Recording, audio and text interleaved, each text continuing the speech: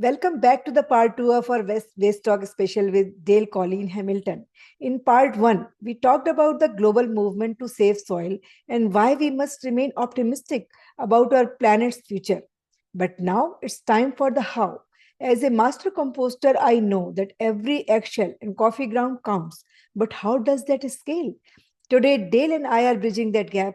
We are exploring how composting acts as a soil reformer, not just in a 4 by 4 backyard garden, but across the thousands of acres on large scale farms like the ones Dale grew up on. Well, let's go back to soil. Yes. So earlier you also mentioned backyard soil in the backyard. So let me ask you, so what can an individual do to save soil at a small scale in their own Yes. backyard? How can they do? Yes, that's a great question. Well, of course, as you know well, you being a master composter, composting is really important. And, as you pointed out in your presentation last night, also can be fun and fairly simple. So, yes, I'm, a strong advocate of composting. At my place, I have 16 acres back in southwestern Ontario. And so I have a large-ish, I don't know, like the size of maybe two beds, queen size beds, made out of wood pallets, not the ones that have been, treated with whatever they treat them with, and then on top, a lid on hinges with chicken wire. And then I also have a smaller one because I like to have, and within the bigger one, I have three chambers, so to speak, three different compartments, so that when I'm turning the compost and there's still stuff that isn't broken down yet, I can leave it in one area and then move the stuff that's closer to being ready into the middle bin, and then the stuff that's, ready to, feed the soil. The beautiful, I think you referred to it too as black gold, right? In another compartment, so that you can kind of keep that, never-ending cycle going. And in the smaller one is where I put things that I know are going to take, much longer to decompose, and just kind of let it do its thing. Because, I mean, if you mix things that compost quite quickly, like regular food, kitchen scraps, say a banana peel or whatever, and then, if you've got some stuff that's kind of from the garden or your yard that's kind of quite fibrous, twiggy kind of stuff, you want to mix those for sure, but you don't want to get, an imbalance. So sometimes the stuff that's quite, it's going to take a long time, I keep it separate and then, gradually add it, as you said last night, in layers. So, leaves and, need to be, or straw need to be like, sort of like lasagna, right? Layers, so that they, have that, not just the, like the variety of materials, but also it helps to provide some aeration. And as it's necessary to water it from time to time. But, so simple backyard, like that's, with me and with a larger kind of, somewhat larger operation, but just, the regular container where you, in your kitchen, where you, put the stuff, initially, just because you need to, you don't want to be going out to your yard too frequently, and then, but empty it, every day or a couple of days, depending on the size of your family and how much you're producing. And it's very rewarding to then, get that beautiful dark,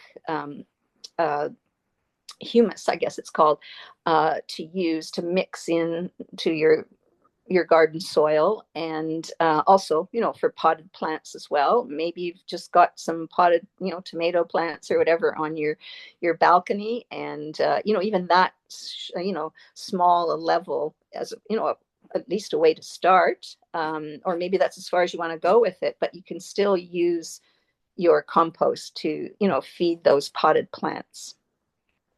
Yeah, that's beautiful. So, yeah, home composting is beautiful and then it is easy, right? Yes, it It's really so is. easy Yeah. to achieve. Okay, so let Now, I me wanted ask to ask you. you, could I Mhm. ask you a quick question? Like, do you compost throughout the winter? I mean, I do. It's just slower. But do you continue to add the food scraps over the winter? Yeah, so you are in Ontario, maybe you have you have higher temperatures. Yeah. it Yeah. composts, decomposes even in summertime. But Yeah. here in Edmonton, it is same. It does not decompose, but I keep collecting during winter. Yes. So Right. my bin is full in Yeah. April, May, and I love to see that when it melts away and then When start it's, picking. yes, good. Yeah, yeah, I do the same. I mean, you have more severe winters here for sure than we do, but it's the same there. I just kind of, as you say, collect it, Yeah. and then it starts to do its thing It in the kind of spring. freezes out there, right? It Yeah, preserves itself. yeah, It yeah. does not rot, and yeah, it becomes, Yeah. yeah. And, I have a really hard time when I see people, like I travel. And so, I see how different people kind of live their life. And I almost like my hands shake, when I see people putting, just assorted garbage in a bag to go to the landfill, but also, putting stuff that plastic, like, bag of spinach that started to go off. And Yeah. so just put the plastic bag in the compost as well. I mean, I'm even, maybe it's a little obsessive, but I'm not happy when I find stickers Mhm. from like an orange or a banana or an apple or whatever, those tiny little stickers they put on. I just don't like to see that in my compost. I always take them off first. I know a lot of people might not bother them, but again, those things, when I see them in my garden, I'm going, okay, that's microplastic eventually, yeah, going into the place where I'm growing my food. So I'm a big fan of taking those stickers off. Yeah, of course, that's a good idea. So I would say I kind of remove 80% of time I'm able Yeah. to remove it. But sometimes, because Oh kids are yeah. also adding peels in the compost. Yeah. So at when I'm getting compost and if I see that, I can manually Then you can remove take them, it out once take it it's, out. yeah, the thing is broken down. Yeah, no, I agree. It's, Yeah, you can't it always doesn't have. stay there long enough that it converts to microplastic Yeah. and Yeah. destroys my compost. Yes. Yeah. No, that's a good point. Yeah. Yeah. So of course, so backyard people in the city, there's also, of course, the option of, getting involved in a community garden, or, a CSA, a community supported agriculture project, where, you pay a small, really relatively small amount, certainly worth it, to when I say a farmer, like a farmer close to the city, and you pay in advance of the season, and of course that's very helpful for the farmer. And then you get the boxes of food. Sometimes there's a pickup depot, or sometimes even delivered. And so I think that's great. And the community gardens, it's a way to get to know your neighbors, and depending on your circumstances, give you more space for gardening. And you can learn, of course. Everybody's kind of learns from each other then. Yeah, what's growing well and what isn't. And it's nice to, see what the next person in your community garden plot is doing, and, ideas that you might incorporate in future years. Yeah, of course. Yeah. Community gardens are also a great way to be engaged and to help soil as well. Yeah. Yeah, for sure. And getting kids involved, right? Yes. Yeah. Yeah, it's great to get them early, in the best sense of the word, not like indoctrinating in a Yeah. negative way, but, if they grow up with Mhm. that, they are, well, not to say everybody, but a fair percentage of the Yeah. kids then will Of carry course. on in that way. Some might rebel and, not. That's just the human nature, but it's certainly worth it, and a healthy way for kids to get their hands dirty, right? Of course. Yeah. I also wanted to ask you, so home composting is a solution at a small scale, in backyard. Can composting also help at large level to Mm. save soils like dairy Yes, farms? yes. Yeah, there's more of that going on. There's a municipality in Ontario, in the Woodstock area, and they've got kind of a state of the art, like, urban composting facility. And then you can, for free, you can go and get the resulting beautiful black gold.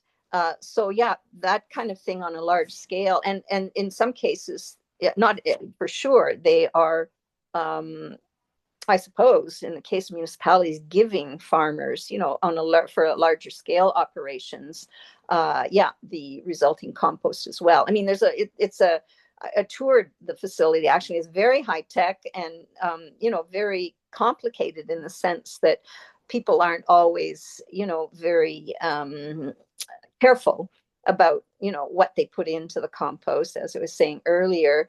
And so, yeah, there has to be a fair amount of sorting. Yeah, I mean, obviously they test the resulting material, and to make sure that it hasn't been contaminated with something that got into the stream. Well, not like deliberately, like maliciously, but someone hasn't adhered to the rules of composting. Yeah. Yeah, so yes, it can be done on a big scale. Yeah. And so instead of doing composting in a dedicated container, we can Mm. also compost in the garden. I know Yeah. a lady who has maybe 20 by 20 feet garden, which is Mm. not very big, but not very small as well. No, it's true. And she told me, I mean, she kind of taught me how she does it. So she leaves the green scraps at the end in the ground, in the soil. That itself decomposes and adding nutrients to the soil, Yeah. kind of Yeah. composting, right? So it's Yes. wonderful. Her whole Yeah. garden is nutrient rich. Yeah, that's great. So it's just the green Just the kitchen greens scraps. from Yeah, the just the plants. green as compared to the brown. Yeah. Yes. For Yeah, that's example, good. squashes and all those things. So the Hmm. soft green, not the hard one. Hard one she removes Yes. and put in different container. Right. Yeah, that's good.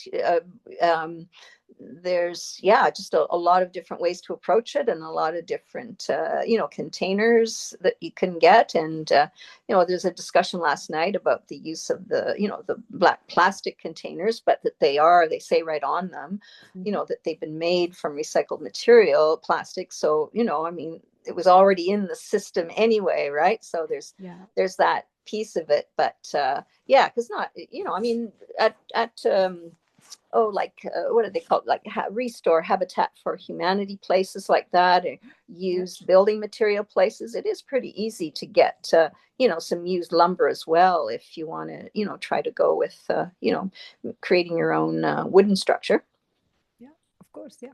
There are different ways to create compost bin sort Mm-hmm. of thing. Yeah. Mm-hmm.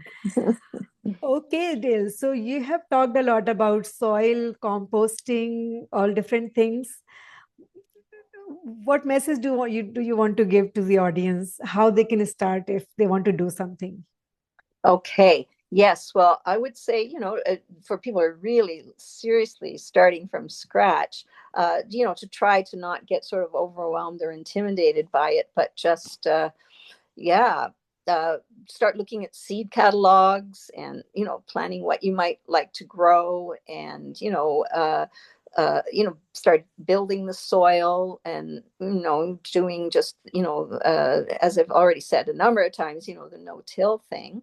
But yeah, even if you've got, maybe eventually you might have room for several rows, even just to start with one row. So I think sometimes people get kind of intimidated or overwhelmed by it. So yeah, I guess my suggestion would be to start small. Of course. And also, this is, well, it's all related, but I would also like to invite people to look up, the Senate of Canada has a bill about soil health, like recognize, they did this wonderful, like very detailed and scientific based report, and clearly indicating that we're at a crisis point with soil health, and they have 25 recommendations for how that can be mitigated.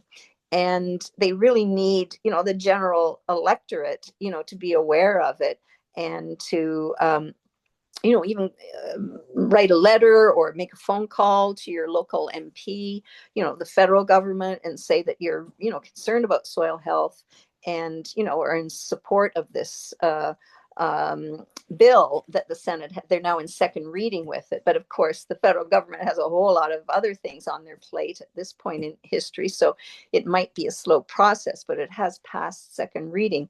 And it would create a national soil health strategy, and create a position for a national soil advocate. And so that would definitely, start things, or the movement is happening anyway, but that kind of support, would really help, because some of the recommendations are about directing more funding to incentivize farmers and gardeners, to to consider, to put soil health first. So there's that kind of, small p political action that can also be taken. Wow, yeah, thanks for mentioning that. Yeah.